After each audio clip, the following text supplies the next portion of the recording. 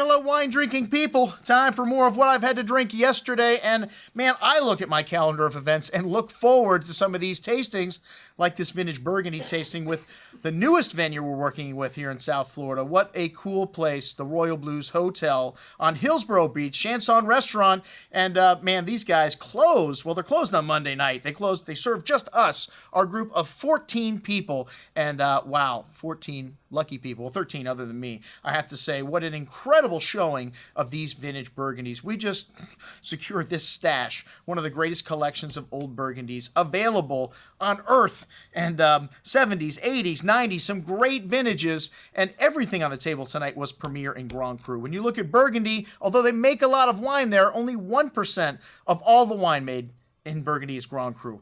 14% Premier Cru, or thereabouts. So 15% of the wine is Premier and Grand Cru. The rest is just village wine. So we only had the best of the best this evening. And, you know, with Dr. Yakim here, you're going to get extra.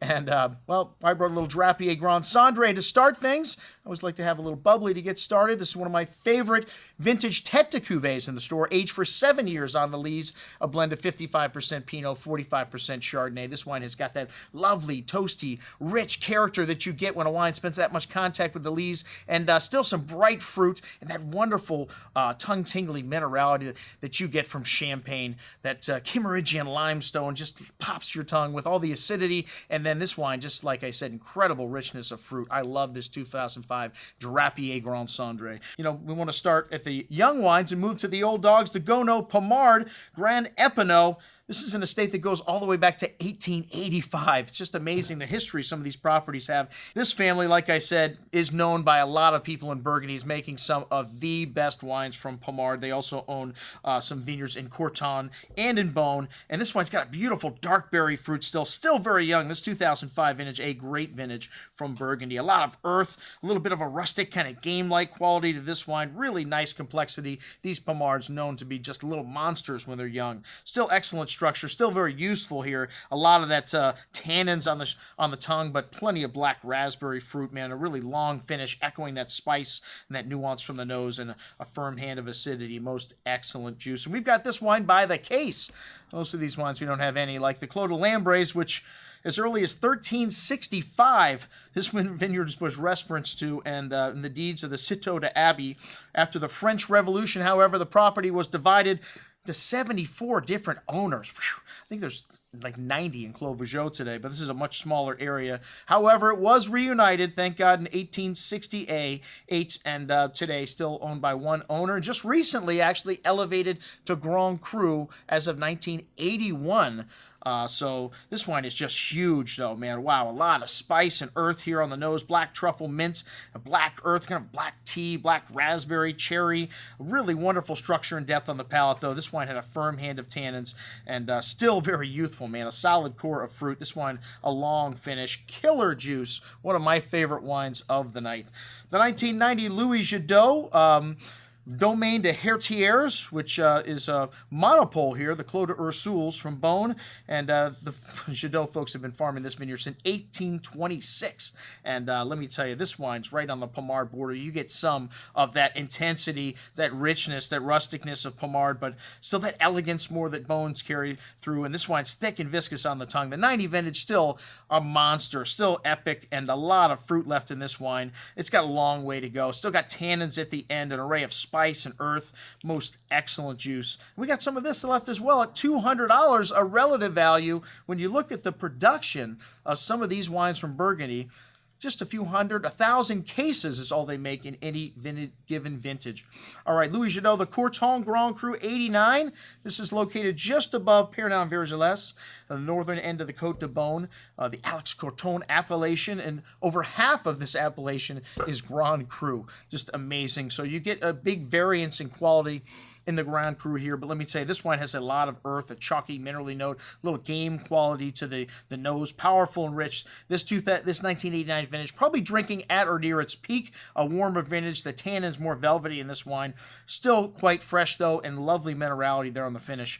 Excellent juice, and we got some of this at $139. The 88 Domaine Comte Sinard Corton Clos de Mie Grand Cru, and this is a case where some of the Grand Crus, to me, Not quite as good as the Premier Cru. The 90 Domaine de Hertier is one of the wines of the night. This wine got a couple of votes for first and second place. The Comte Sinard was good. The 88 vintage, however, to me, will the fruit ever outlive the tannins, or the tannins just so strong in these wines? Is the fruit going to be there when the tannins subside, which I don't know if they ever will. This wine's got some nice exotic spice and mint and kind of flowers on the nose, and big and tannic still on the palate, though. This wine still has some fruit left here, but a lot of tannin. Excellent juice nonetheless at $99. Very nice with the Fort Rockhorse. All right, the Gevrey Chambertin Casetier from Louis Jadot, 1985. These 85 still little monsters. Both of them, the Marquis de Angerville, Volnay Champagne, and this Jadot wine, had a lot of tannins, man. This wine had a kind of a mineral-driven bouquet, kind of crushed rock, gravelly-like character to the black cherry fruit. Nice richness and complexity on the nose. A solid core of fruit. This wine had tannins and that distinct minerality, leaving your tongue salivating for food at the end. We've got some of that.